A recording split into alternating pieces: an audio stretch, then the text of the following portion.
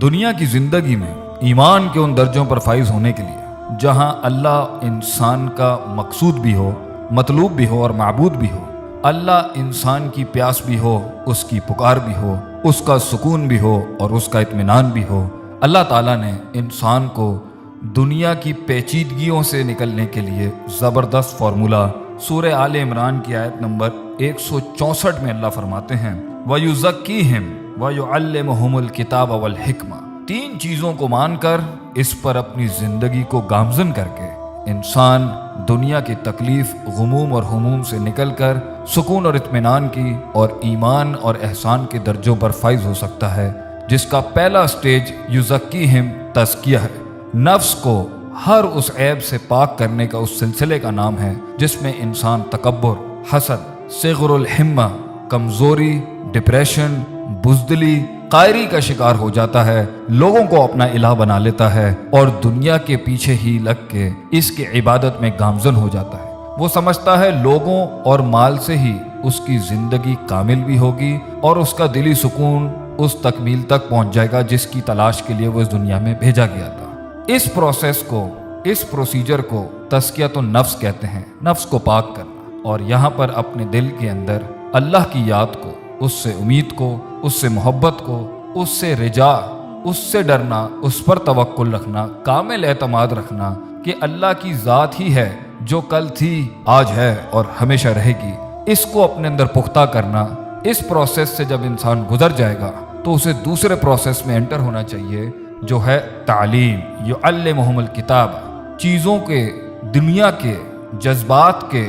روحانی زندگی کے، جسمانی زندگی کے، لوگوں کے، اپنے اللہ کے حقوق اور ان سے جڑے ہوئے معاملات کو ان کی جگہ پر وضع کرنا، اسے علم کہتے ہیں۔ جس کے پاس علم نہیں، وہ نہیں جان سکتا سچ کیا ہے، جھوٹ کیا ہے، حق کیا ہے، باطل کیا ہے، ٹھیک کیا ہے، غلط کیا ہے، افراط کیا ہے، تفریط کیا ہے، ہر معاملے کے اندر کتنا کرنا ہے، کتنا نہیں کرنا، اللہ کے ساتھ کتنا تعلق، کس جگہ پر کیسے ہونا چاہیے، جذبات کے ساتھ، عقیدے کے ساتھ، نظریے کے ساتھ، لوگوں کے ساتھ کیا تعلق ہونا چاہیے اور اس دنیا کے اندر اپنے آپ کو کس طرح لے کے چلنا چاہیے، انسان کی ایموشنل سائیکالوجی، اس کی بیہیویئرل سائیکالوجی، اس کی محبت، اس کا پرسیپشن، ہر چیز کے بارے میں کیا ہونا چاہیے۔ اگر 4 کرنا ہے تو 5 بھی ٹھیک نہیں اور 3 بھی ٹھیک نہیں۔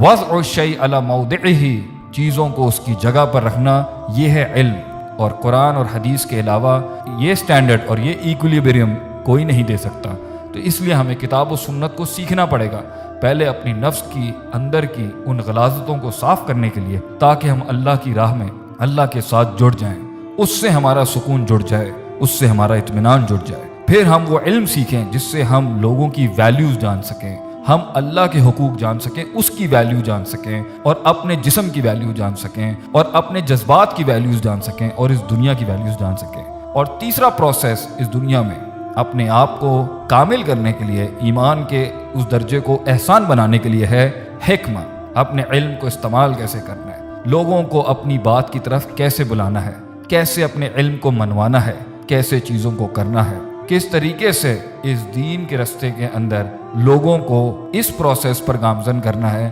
تاکہ ایک انسان ایک جماعت یعنی کہ ایک امت کی شکل اختیار کر کے ایک پورے معاشرے کی اصلاح کر سکے، اور وہ پورا معاشرہ اللہ کے ساتھ جڑ کے دنیا کے اندر سکون اور اطمینان کی طرف گامزن ہو سکے۔ جب تزکیہ نہیں ہوگا، تعلیم نہیں ہوگی اور حکمت نہیں ہوگی تو ہی انسان دنیا کو اپنا معبود بنائے گا، دنیا میں اپنا سکون تلاش کرے گا، لوگوں میں اپنا اطمینان ڈھونڈے گا، لوگوں کی عبادت کرے گا، چیزوں کو ان کی وضع سے ہٹائے گا اور دنیا میں فساد پیدا کرے گا، اپنے آپ کو الہ کہے گا یا لوگوں کو الہ کہے گا، اپنے آپ کو خدا کہے گا یا لوگوں کو یا اشیاء کو یا مال کو ہی خدا کہے گا۔ لوگوں نے اس دنیا میں وہ فساد اس لیے کیا کیونکہ وہ اصل علم سے دور تھے، اور اگر علم تھا تو نفس پاک نہیں تھا، اس میں سائیکوپیتھیز اور وہ تزکیہ نہیں تھا، اور اگر تزکیہ بھی تھا اور تعلیم بھی تھی تو حکمت نہیں تھی، کون سا کام کہاں کب کیسے کس اماؤنٹ میں کس کوانٹٹی میں کس انٹینسٹی کے ساتھ کرتے ہیں، ان تینوں چیزوں کا بیلنس نہ ہونے کی وجہ سے